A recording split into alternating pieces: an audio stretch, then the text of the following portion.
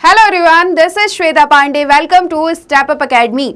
Students, जैसा कि आप सभी जानते हैं, क्लास 11th का चैप्टर नंबर 1 है कॉन्स्टिट्यूशन व्हाई एंड हाउ। ठीक है, और कौन से सब्जेक्ट की बात चल रही है? पॉलिटिकल साइंस की। और स्टार्टिंग में ही मैंने आपको बताया था कि सारे चैप्टर्स को हम डिटेल्ड वाइज पढ़ेंगे और इस बेसिस पर हम हर एक टॉपिक को बहुत अच्छे से समझने की कोशिश कर रहे हैं। इस बेसिस पर हम देखेंगे कि हमें क्या समझना चाहिए, हमारे कॉन्सेप्ट क्लियर होने चाहिए, हर एक फैक्ट हमें पता होना चाहिए और हर एक चैप्टर को कुछ इसी तरीके से हमें कंप्लीट करना है। अगर आज के सेशन की बात करें तो आज का हमारा सेशन है क्लास 11th पॉलिटिकल साइंस का, जो मैंने आपको बता दिया है। चैप्टर नंबर 1 है constitution why and how. Topic हम देख लेते हैं। तो आज का हमारा टॉपिक है फंक्शंस ऑफ कॉन्स्टिट्यूशन। इससे पहले हमने चैप्टर का एक इंट्रोडक्शन देखा, जिसमें हमने ये समझा कि क्यों ज़रूरी है हमें ये समझना कि कॉन्स्टिट्यूशन क्या होता है, क्यों होता है और क्यों ज़रूरी है। हम सब जानते हैं बहुत अच्छे से कि हमारी कंट्री में इलेक्शंस होते हैं, प्रेसिडेंट होते हैं, प्राइम मिनिस्टर होते हैं, सुप्रीम कोर्ट है, मतलब जुडिशरी है। ये सब कुछ हम जानना चाहते हैं और जब हम पॉलिटिकल साइंस के स्टूडेंट हैं तो हमारी क्यूरियोसिटी और ज़्यादा हो जाती है कि ये सब टॉपिक्स हमें पता हो। बट ये सब जानने से पहले हमें एक चीज़ को समझना होगा कि जैसे कि अगर प्रेसिडेंट है, प्राइम मिनिस्टर है, इन सब का ओरिजिन कहाँ से हुआ है, ये पोस्ट कहाँ से आई है? तो ये आई है कॉन्स्टिट्यूशन से।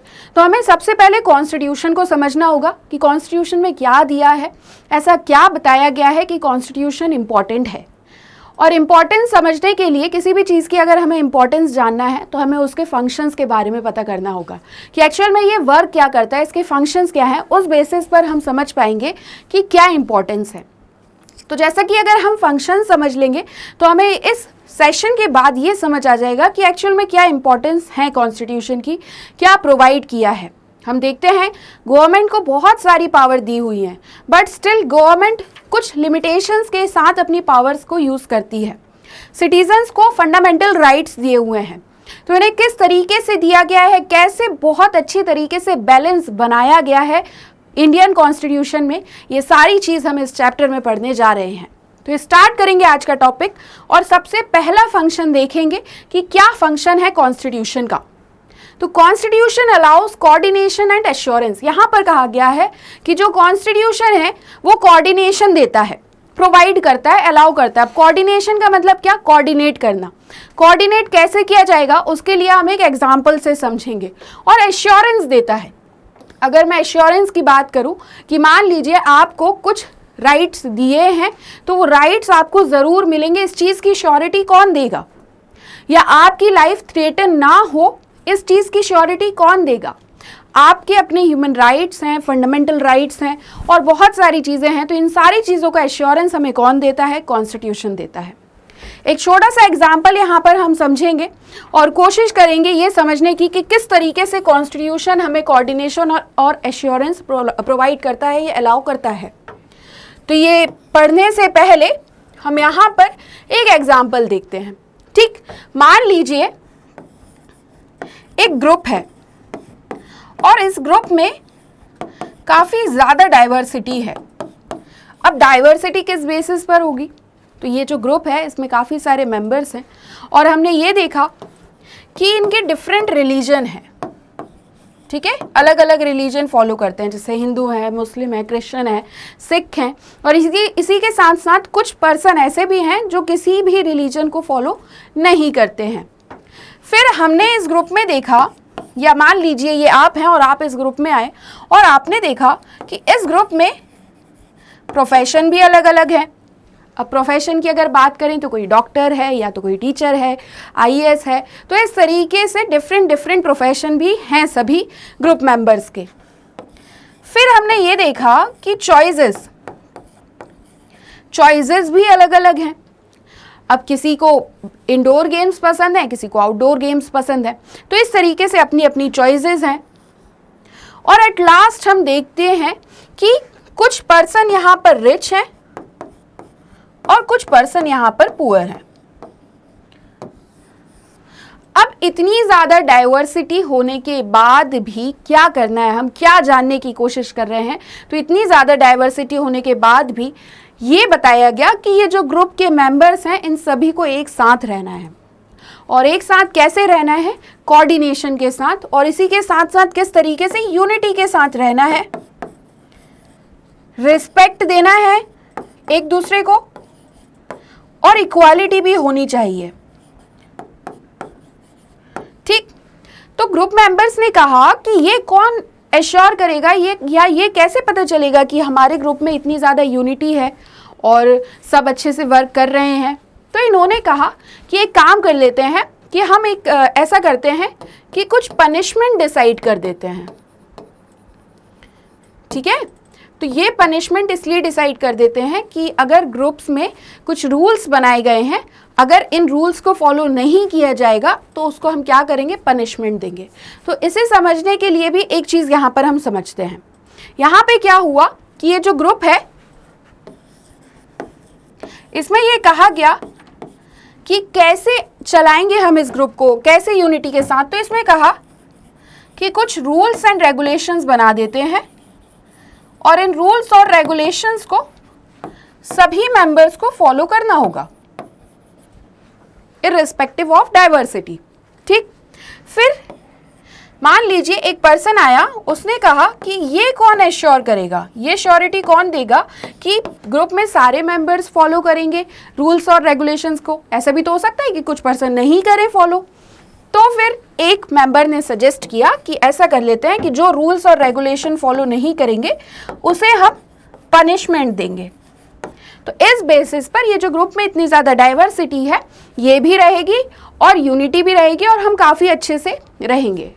तो इस एग्जाम्पल से हमें क्या समझ में आता है, यहाँ से हमें ये समझ में आता है कि ठीक इसी तरीके से कॉन्स्टिट्यूशन की अगर मैं बात करूँ तो कॉन्स्टिट्यूशन में भी कुछ रूल्स और रेगुलेशंस दिए गए हैं जो सभी को फॉलो करने हैं, चाहे गवर्नमेंट हो चाहे सिटीजन हो। ठीक, और अगर इन रूल्स और रेगुलेशंस को फॉलो नहीं किया जाता है तो ठीक इसी तरीके से कॉन्स्टिट्यूशन में कुछ पनिशमेंट दी गई है कि अगर आप फॉलो नहीं करेंगे तो आपको पनिश किया जाएगा। ठीक, तो सेम हमें समझ में आया क्या एग्जाम्पल से कि कॉन्स्टिट्यूशन भी रूल्स और रेगुलेशंस प्रोवाइड करता है, पनिशमेंट प्रोवाइड करता है और इस बेसिस पे कोऑर्डिनेशन और एश्योरेंस अलाउ करता है कॉन्स्टिट्यूशन। तो ये फर्स्ट फंक्शन क्या हो गया, ये क्वेश्चन में पूछा जा सकता है कि फंक्शंस बताइए कॉन्स्टिट्यूशन के। तो फर्स्ट फंक्शन हमने क्या देखा, the first function of a constitution is to provide a set of basic rules. क्या प्रोवाइड करते हैं, सेट ऑफ बेसिक रूल्स जो मिनिमल कोऑर्डिनेशन प्रोवाइड करते हैं amongst the members of a society. अब यहाँ पे सोसाइटी वर्ड ही क्यों यूज किया गया, तो उसका रीजन ये है कि इंडियन कॉन्स्टिट्यूशन की अगर मैं बात करूं या सिर्फ इंडिया की ही बात कर लेते हैं तो इंडिया कैसी है, डेमोक्रेटिक कंट्री है। और डेमोक्रेटिक मतलब क्या या डेमोक्रेसी मतलब क्या, तो इसका मतलब ये है कि जो रूलर है उसे कौन इलेक्ट करेगा, इलेक्टेड बाय दी पीपल। मतलब जो गवर्नमेंट भी है वो किसके लिए काम करेगी, पीपल के लिए। और पीपल जो जिसे भी इलेक्ट करेंगे वो पीपल के बिहाफ में रिप्रेजेंट करेगा। तो इस बेसिस पर ये जो ओरिजिन है ये भी कॉन्स्टिट्यूशन से है और कॉन्स्टिट्यूशन ने किस चीज के लिए वर्क किया है, तो सोसाइटी के लिए ही वर्क किया है। क्लियर हुआ यहाँ से फर्स्ट फंक्शन कॉन्स्टिट्यूशन का, भूलना बिल्कुल भी नहीं है। अब बढ़ते हैं हम नेक्स्ट फंक्शन पर और देखते हैं क्या है नेक्स्ट फंक्शन कॉन्स्टिट्यूशन का, specification of decision making powers. तो हम बहुत अच्छे से जानते हैं ये इतनी बड़ी कंट्री है और इसको चलाने के लिए किसी के हाथ में पावर देना तो ज़रूरी होगा डिसीजन लेने के लिए। अगर किसी को भी पावर नहीं दी जाए डिसीजन लेने के लिए, मान लो और ये कह दिया जाए कि जिसको जो करना है वो वही करे क्योंकि डेमोक्रेटिक कंट्री है, तो ऐसे में क्या होगा, इस तरीके से काफ़ी ज़्यादा प्रॉब्लम्स क्रिएट होंगी, कन्फ्लिक्ट अराइज होंगे और सभी पर्सन की लाइफ कैसी होगी, थ्रेटन रहेगी। ठीक है, सबको डर रहेगा कि हो सकता है कोई व्यक्ति हमको मार दे आकर। तो इस बेसिस पर क्या किया गया, कॉन्स्टिट्यूशन ने काफी अच्छी तरीके से डिसीजन मेकिंग पावर्स को स्पेसिफाई किया है।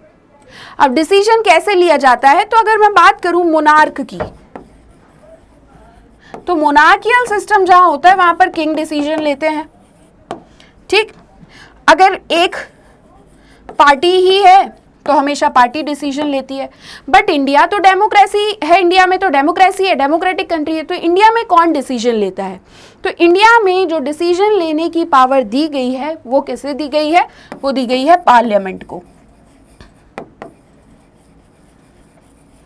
कि पार्लियामेंट ही डिसीजन लेता है।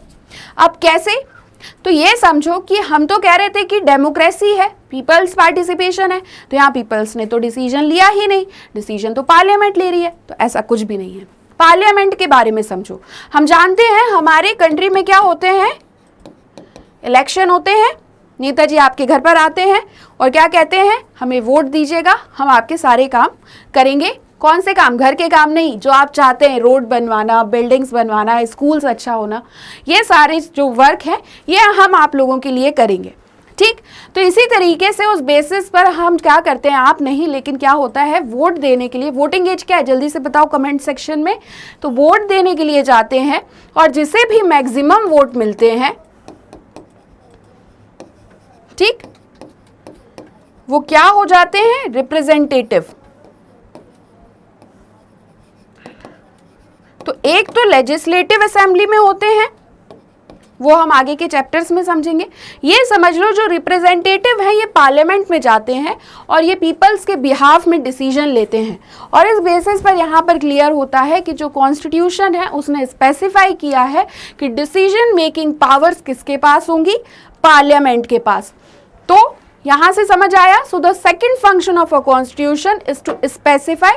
सबसे पहले कॉन्स्टिट्यूशन स्पेसिफाई करता है कि किसके पास पावर है डिसीजन लेने की इन अ सोसाइटी, और ये भी डिसीजन किसने लिया है, और मतलब ये किसने बताया है कि किस तरीके से गवर्नमेंट कॉन्स्टिट्यूट की जाएगी, तो ये भी हमारे इंडियन कॉन्स्टिट्यूशन में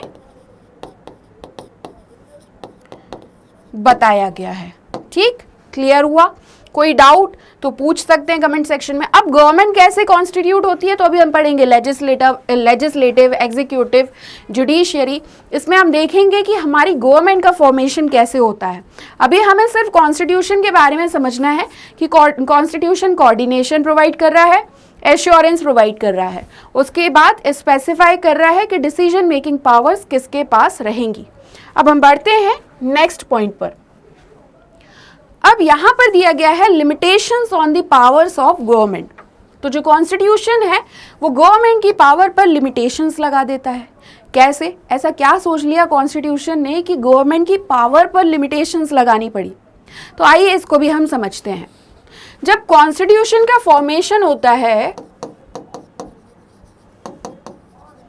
ये भी अभी हम पढ़ेंगे इसी चैप्टर में कि किस तरीके से फॉर्मेशन हुआ, कॉन्स्टिट्यूएंट असेंबली कैसे थी, कैसे कैसे रिप्रेजेंटेटिव्स आए, बस अभी हम सिर्फ फंक्शन समझते जा रहे हैं। तो कॉन्स्टिट्यूशन का जब फॉर्मेशन हुआ तो कॉन्स्टिट्यूशन में ये देखा गया कि अगर हम सारी पावर गवर्नमेंट को ही दे देंगे तो कहीं गवर्नमेंट फिर से ऑटोक्रेटिक ना हो जाए या ब्यूरोक्रेटिक ना हो जाए और गवर्नमेंट अपनी मोनोपोली ना चलाने लगे। ठीक, अब इन सारी चीजों को कैसे रोका जाएगा कि ये सब ना हो? तो इसमें क्या किया गया, ये कहा गया कि गवर्नमेंट की पावर्स को लिमिट किया जाएगा। लिमिट करने का मतलब क्या कि गवर्नमेंट को इतनी सारी पावर दी गई उसमें से पावर कम कर ली जाएगी?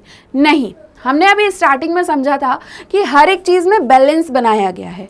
और बैलेंस कैसे बनाया गया? तो जहां एक जगह पर पार्लियामेंट को डिसीजन मेकिंग पावर दिया गया,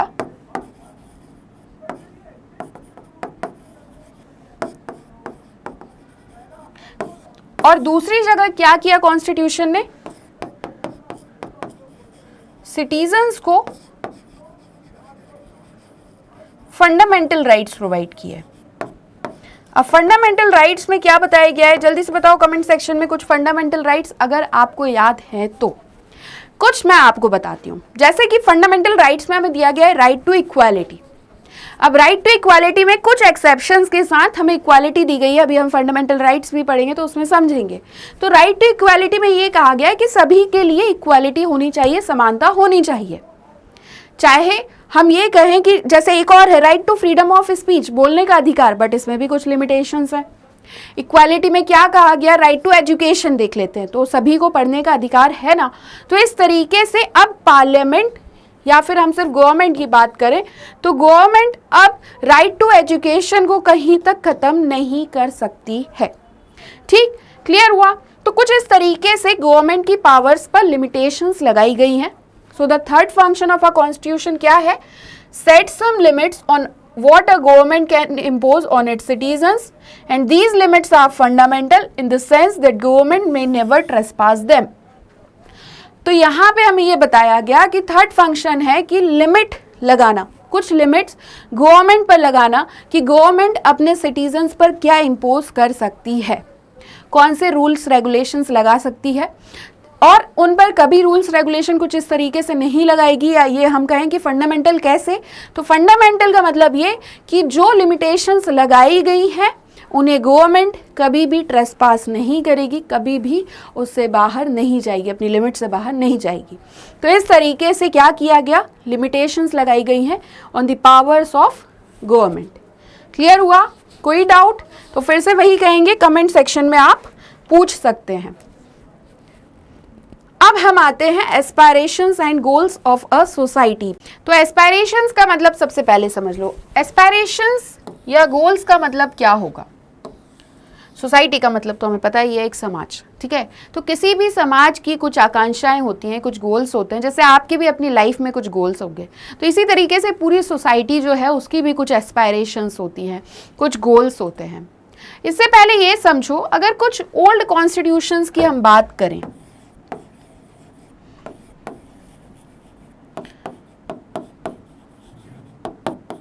तो ओल्ड कॉन्स्टिट्यूशन में फोकस किया जाता था 2 पॉइंट पर, जो अभी हमने इससे पहले पढ़े। सबसे पहले तो फोकस किया जाता था सबसे पहले फोकस किया गया कि गवर्नमेंट को कुछ पावर प्रोवाइड करना, और उसके बाद कुछ लिमिटेशंस लगाना गवर्नमेंट की पावर पर। मतलब यहाँ पे बस यहीं तक, कहीं ना कहीं तक लिमिटेशंस थी। बट अब जो मॉडर्न कॉन्स्टिट्यूशंस आए, और मॉडर्न कॉन्स्टिट्यूशन में भी अगर हम देखें इंडियन कॉन्स्टिट्यूशन को, तो यहाँ पे इन्होंने थोड़ा सा और आगे बढ़कर सोचा। इन्होंने ये सोचा कि सिर्फ पावर दे देना गवर्नमेंट को, या सिटीजन्स को राइट देकर गवर्नमेंट की पावर पर लिमिट लगा देना ही सफिशिएंट नहीं है। इस तरीके से हम ये नहीं कह पाएंगे कि पूरी तरीके से डेमोक्रेसी है, ठीक है। और इस बेसिस पर यह सोचा गया कि हम सोसाइटी के लिए भी कुछ ऐसी चीज़ें प्रोवाइड करें कि जिस बेसिस पर सोसाइटी की जो अपने गोल्स हैं, अपनी जो आकांक्षाएं हैं, उसको हम फुलफिल कर सकें।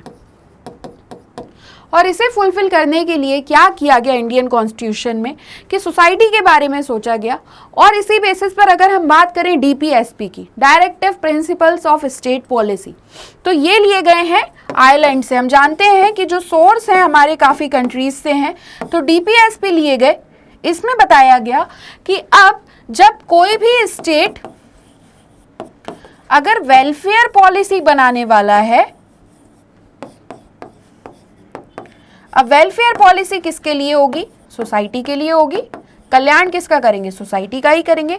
तो ये कहा गया कि जो डीपीएसपी में कुछ प्रोविजंस दिए गए हैं, उन प्रोविजंस को क्या करे कोई स्टेट, फॉलो करे, और इन प्रोविजंस को ध्यान में रखते हुए वेलफेयर पॉलिसी के प्रोविजंस बनाए।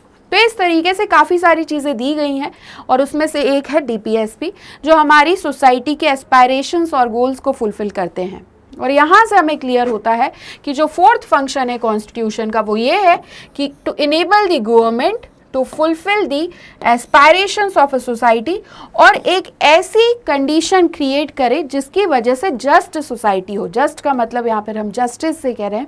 जस्टिस में हम देखते हैं कि काफ़ी सारी चीज़ें प्रोवाइड की गई हैं कि सोसाइटी में इक्वालिटी हो, और इसी के साथ साथ पार्शियलिटी ना हो, कुछ एक्सेप्शंस भी हैं, और यहाँ पर अल्टीमेटली क्या कर रहा है कॉन्स्टिट्यूशन फोर्थ फंक्शन में, एस्पायरेशंस और गोल को फुलफिल कर रहा है ऑफ अ सोसाइटी। अब हमें पढ़ना है fundamental identity of a people को। फंडामेंटल आइडेंटिटी की अगर मैं बात करूं तो हमने जैसे कि अगर मैं देखती हूं क्लास 9th या 10th में हम पढ़ते हैं, क्या पढ़ते हैं हम, फ्रेंच रिवॉल्यूशन। ठीक, अब फ्रेंच रिवॉल्यूशन में क्या कर दिया गया, फ्रेंच रिवॉल्यूशन के टाइम पर यह कर दिया गया कि जो रीजनल डायलेक्ट्स हैं उन्हें एबॉलिश कर दिया गया और स्पोकन के लिए और राइटिंग या रिटन के लिए एक कॉमन लैंग्वेज बना दी गई। और कॉमन लैंग्वेज क्या, फ्रेंच। तो अब ये क्या हो गया, एक तरीके से ये लैंग्वेज क्या हो गई, आइडेंटिटी हो गई फ्रेंच के लोगों की कि फ्रेंच लैंग्वेज है। उसी बेसिस पर कॉन्स्टिट्यूशन भी फंडामेंटल आइडेंटिटी प्रोवाइड करता है पीपल को। फंडामेंटल आइडेंटिटी कैसे, तो फाइनली एंड परहैप्स जो मोस्ट इम्पोर्टेंटली है वो ये है कि कॉन्स्टिट्यूशन क्या एक्सप्रेस करता है, fundamental identity of a people. इसका मतलब क्या होता है, तो इसका मतलब ये है कि कलेक्टिव आइडेंटिटी है। कलेक्टिव आइडेंटिटी जो है कि सभी लोग जो हैं इन सभी को फंडामेंटल आइडेंटिटी दी जाएगी, कलेक्टिव आइडेंटिटी दी जाएगी। वो कहाँ से आई है, ये आई है बेसिक कॉन्स्टिट्यूशन से। तो कॉन्स्टिट्यूशन से ही आइडेंटिटी प्रोवाइड की गई है और इस बेसिस पर यह कहा गया है कि कुछ सेट ऑफ नॉर्म्स होंगे कि कैसे हर एक व्यक्ति को गवर्न किया जाए और कौन गवर्न करेगा। ये 2 पॉइंट हमको याद रखने हैं, how one should be governed and who should be govern. मतलब क्या हो गया कि जो गवर्नेंस की हम बात कर रहे हैं तो यहाँ पे कहा गया है कि कैसे आपको शासन करना है व्यक्तियों पर और किस तरीके से करना है, और ये सभी कलेक्टिवली आपको करना है। तो ये कलेक्टिव एंटिटी बेसिक कॉन्स्टिट्यूशन से हमें मिलती है और fundamental identity of a people को फुलफिल किया जाता है, और ये दोनों चीजें बनाती हैं कलेक्टिव आइडेंटिटी। अब इसी के साथ बहुत सी सेट ऑफ आइडेंटिटीज हैं जो कॉन्स्टिट्यूशन से पहले एग्जिस्ट करती थी, लेकिन अब कुछ नॉर्म्स पर, कुछ प्रिंसिपल्स को फॉलो करते हुए एक पॉलिटिकल आइडेंटिटी दे दी गई है। पहले तो काफ़ी सारी आइडेंटिटीज़ थी, बट अब बेसिक नॉर्म्स और प्रिंसिपल्स फॉलो करने हैं तो पॉलिटिकल आइडेंटिटी भी प्रोवाइड करता है। तो हमने क्या क्या देखा, एक हमने देखा, चलो यहाँ लिखते हैं, एक हमने देखा कलेक्टिव आइडेंटिटी प्रोवाइड करता है,